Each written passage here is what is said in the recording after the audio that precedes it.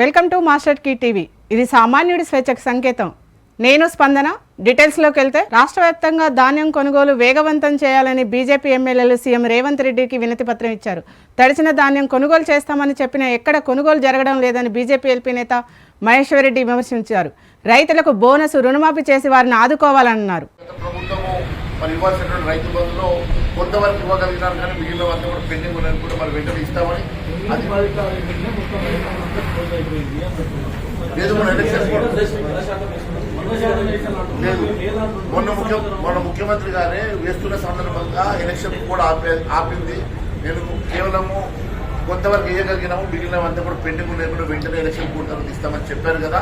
దాంతోపాటు ఇప్పుడు కొత్తగా వేయాల్సినటువంటి రైతు భరోసా, ఇప్పుడు ప్రభుత్వం వేయాల్సిన రైతు భరోసా కూడా గతంలో 5 ఎకరాలకు 10 ఎకరాలకు రిస్ట్రిక్ట్ చేయకుండా మీరు ఇస్తామన్నటువంటి రైతు భరోసాని పూర్తిగా గత ప్రభుత్వం ఇచ్చినట్టుగా అందరికీ వర్తింపజేసే విధంగా మీరు మేనిఫెస్టో పెట్టిన విధంగా 15,000 కాడికి కూడా మీరు రైతు భరోసాను వేయాల్సిందిగా మేము డిమాండ్ చేశాము. ఖచ్చితంగా మరి వెంటనే వేయడం వల్లనే రైతులకు లబ్ధి జరుగుతుంది, పెట్టుబడి సాయం కింద పనికొస్తుంది. ఎందుకంటే ఒకవైపు మనము ఇస్తామని చెప్పినటువంటి మాఫీ చేస్తామన్నటువంటి రుణమాఫీ చేయక బ్యాంకుల్లో లోన్లు ఇవ్వడం లేదు కాబట్టి వాళ్ళకి పెట్టుబడి సాయం ఇబ్బందిగా ఉండదు కాబట్టి అట్లీస్ట్ ఈ డబ్బన్నా మీరు వెంటనే ఇస్తే పెట్టుబడి సాయం కింద పనికొస్తుందని చెప్పి వారికి చెప్పలేదు. మేము అదే విషయం చెప్పాము. మేనిఫెస్టోలో మీరు సన్నవడ్లు దొడ్డు వడ్లు చెప్పలేదు. ప్రతి క్వింటాల్కి మీరు 500 రూపాయలు బోనస్ ఇస్తామన్నారు.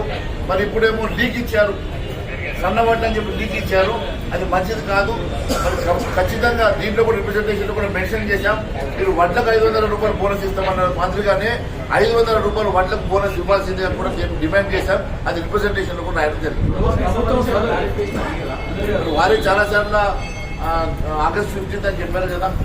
ఆగస్ట్ 15 వెయిట్ చేయాలి కదా.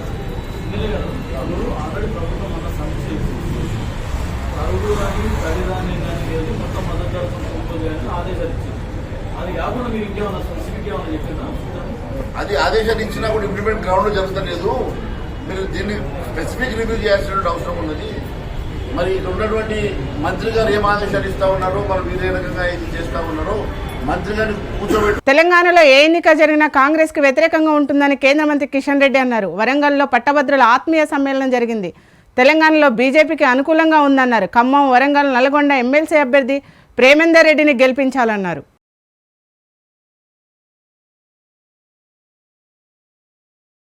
ప్రధాని నరేంద్ర మోడీ ఓడిపోతాడనే భయంతోనే తన స్థాయి దిగజారి మాట్లాడుతున్నారని సిపిఐ ఏపీ రాష్ట్ర కార్యదర్శి రామకృష్ణ అన్నారు. మతం పేరుతో రాజకీయాలు చేస్తూ ప్రజలను రెచ్చగొడుతున్నారని ఆరోపించారు. మందిరాలను బుల్డోజర్లతో కూల్స్తారంటూ చెప్పడం ఇంతకన్నా సిగ్గుచేట ఏమైనా ఉందంటూ ప్రశ్నించారు. ఏ ప్రధాని కూడా మన భారతదేశానికి స్వతంత్రం వచ్చిన తర్వాత ఎంతమందో ప్రధానమంత్రులు అయ్యారు. అందులో భారతీయ జనతా పార్టీకి చెందిన అటల్ బిహారీ వాజ్పేయి గారు కూడా ప్రైమ్ మినిస్టర్గా పనిచేశారు. కానీ ఏనాడు కూడా ఏ ప్రధానమంత్రి కూడా ఓపెన్గా కులం పైన లేదా మతం పైన మాట్లాడారు. ఈయన మతాన్ని ఓపెన్గా రెచ్చగొడతా ఉన్నాడు. మన రాజస్థాన్లో పోయి చెప్పాడు, అసలు ఇప్పుడు ఆయన ముస్లింలకు వ్యతిరేకంగా హిందువులను రెచ్చగొట్టడానికి మీ ప్రాపర్టీస్ అన్నీ కూడా లాక్కుంటారు, ముస్లింలకు పంచిపెడతారు, మీ మంగళసూత్రాలు లాక్కుని పంచిపెడతారు. కాబట్టి ఎస్సీ ఎస్టీ బీసీ రిజర్వేషన్లు అవి కూడా ముస్లింలకే కట్టబెడతారు. ఇప్పుడు ఏ స్థాయికి పోయినాడంటే నిన్న ఎక్కడో మాట్లాడుతూ అసలు వారు కాంగ్రెస్ అధికారం లేకపోతే రామాలయాన్ని పూజ చేస్తాడు, మళ్ళీ టెంట్లో పోయి రాముని విగ్రహం పెట్టుకోవాలని, ఇవాళ దేవాలయాలు బుల్డోజర్స్తో కూలుస్తారనే ఒక దుష్ప్రచారానికి దిగజారారు. ఇది సమంజసమా? అందరూ కూడా ఆలోచించమని కోరుతాం.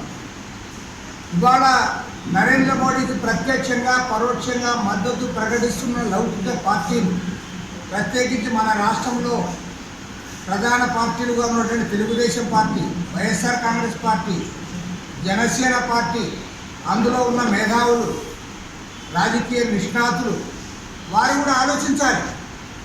ఎందుకంటే మీరు మీ అవసరాల కోసమో అవకాశవాదంతో మీరు బలపరుస్తూ ఉన్నారు. ఖచ్చితంగా చెప్పగలను, మీకు ప్రేమ లేదని మాత్రం చెప్పగలను.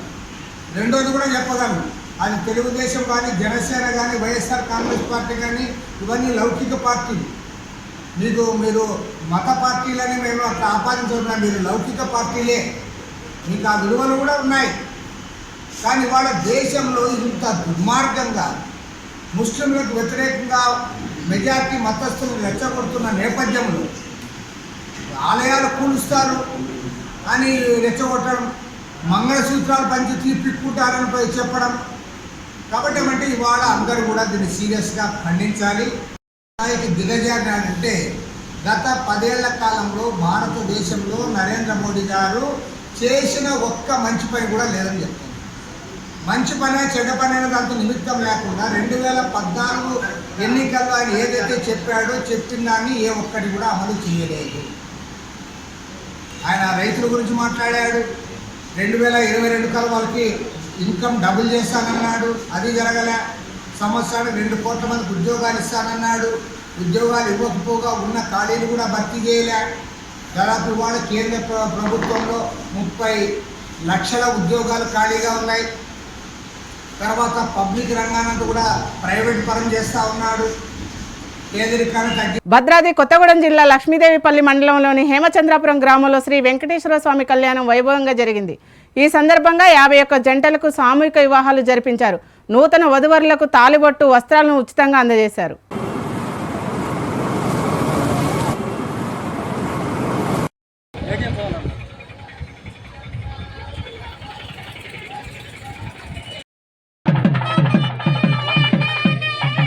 కూడా బాగా బలమైంది, చూసుకోండి.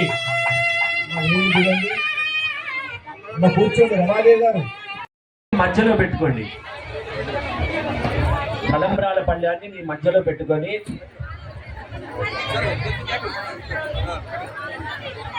ఇప్పుడు మీకు మంగళసూత్రాలు ఇస్తారు. అక్కడ మీరు పూజ చేసిన జయ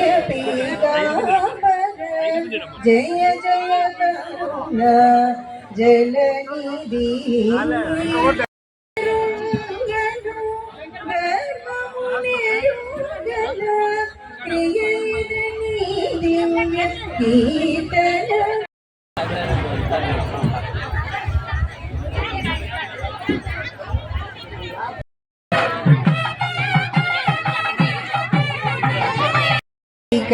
నయనా అమిత శ్రీ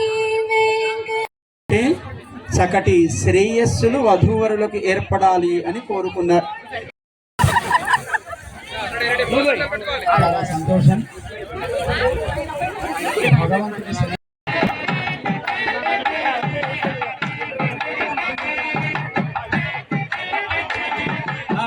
మీరు కూడా ఒకసారి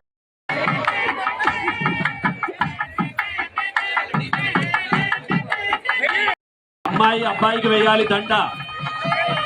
మీరు ఇప్పుడే బెండ్ కాకండి, ఆమె వేస్తుంది కానీ తర్వాత అబ్బాయి వేయాలి దండ.